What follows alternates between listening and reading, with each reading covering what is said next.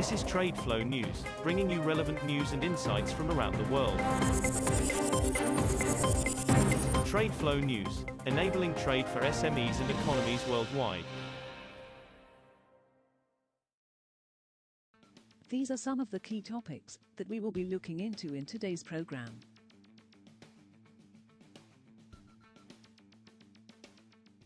First, let's take a look at the overnight headlines which are impacting the commodity markets.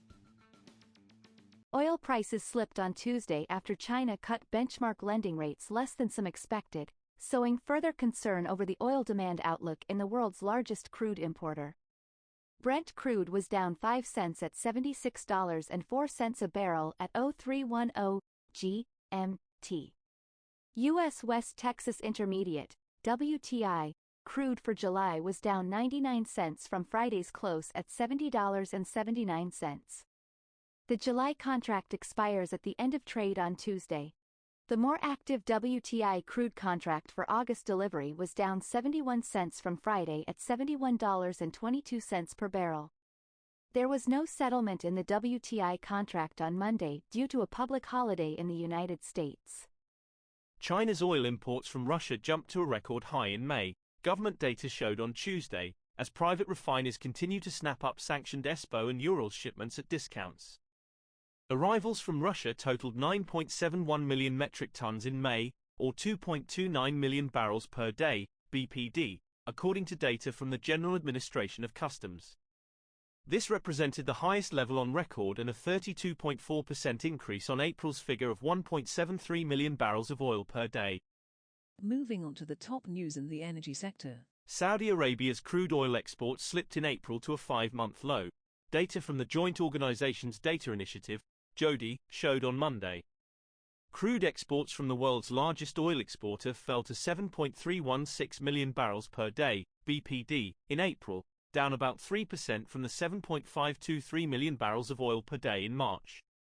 Monthly export figures are provided by Riyadh and other members of the Organization of the Petroleum Exporting Countries, OPEC, to JODI, which publishes them on its website.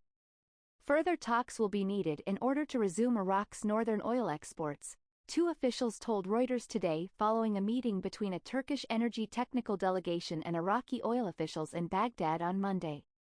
We are discussing all technical aspects regarding the restarting of oil exports. A decision to resume flows will not happen today and more meetings are expected, an oil official familiar with the meeting said on condition of anonymity.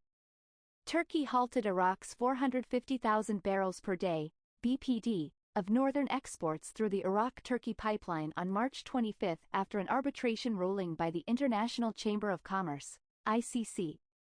Next, we have the top news in metal markets. The London Metal Exchange will face two financial institutions in court on Tuesday over market chaos that resulted in billions of dollars of cancelled trades, in a case that could affect the reputation of Britain's capital as a financial centre.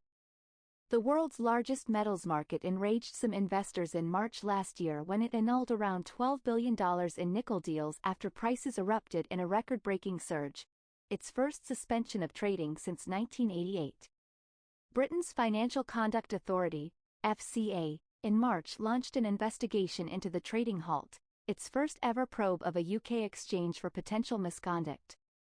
Gold prices held steady on Tuesday, after moving in a tight range in holiday-thin trading, as market participants awaited further direction from Capitol Hill testimony by U.S. Federal Reserve Chair Jerome Powell this week. Spot gold held its ground at $1,949.59 per ounce by 0248 GMT, while U.S. gold futures fell 0.5% to $1,961.20. Gold prices seem exhausted lately, as intermittent bounces over the past month have failed to find much follow-through. This comes on the back of firmer Treasury yields, which have kept a lid on the non-yielding yellow metals upside, IG market analyst Yeep Jun Rong said. We will now look at the top news in the agricultural sector. The European Union's crop monitoring service on Monday reduced nearly all its average yield forecasts for this year's grain and oilseed crops in the bloc, citing adverse weather conditions. In its monthly outlook, the Mars service cut its yield projection for soft wheat, the most cultivated cereal in the EU, to 5.92 tons per hectare, T per hectare, from 6.01 T per hectare seen last month. That is still above the 5.79 T per hectare average last year. It also lowered its forecast for the EU's total barley, winter plus spring, yield in 2023 to 4.76 T per hectare from 4.89 T per hectare last month, with a strong cut to the spring barley yield, now seen at 3.73 T per hectare, down from 3.90 T per hectare in May and 4.21 T per hectare in 2022. That is all for today's news on commodity markets. Stay tuned to TradeFlow News as we continue to provide you with more updates. We also invite you to follow us on Twitter at TradeFlow News, which allows you to watch our program on your mobile device or desktop to receive information from there.